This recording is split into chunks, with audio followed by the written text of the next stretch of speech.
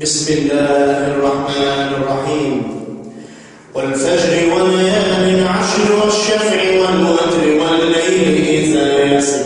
هل في ذلك قسم لذي حجر ألم تر كيف فعل ربك بعاد إرم ذات العماد التي لم يخلق مثلها في البلاد وثمود الذين جابوا الصخر بالواد وفرعون ذي الأوتاد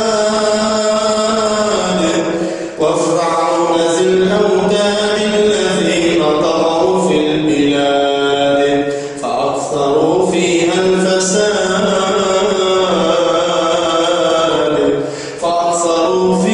الفساد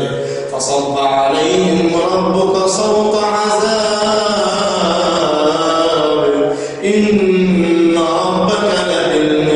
لبالمرصاد فأما الإنسان إذا ما ابتلاه ربه فأكرمه ونعمه فيقول ربي أكرمن وأما إذا ما ابتلاه فقدر عليه رزقه فيقول ربي أهانن كلا بل لا تكرمون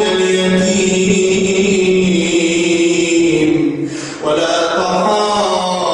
تحاضون على طعام المسكين وتأكلون التراث أكلا لما وتحبون المال حبا جما كلا إذا دكت الأرض دكا دكا وجاء ربك والملك صفا صفا جيء يومئذ بجهنم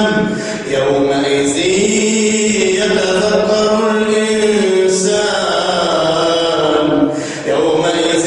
يتذكر الإنسان وأنى له الذكرى يقول يا ليتني قدمت لحياتي فيومئذ لا يعذب عذابه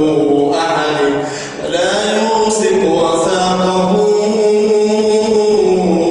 أحد يا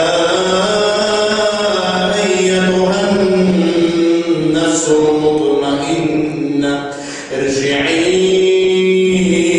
إلى ربك راضية مرضية فادخلي في عبادي وادخلي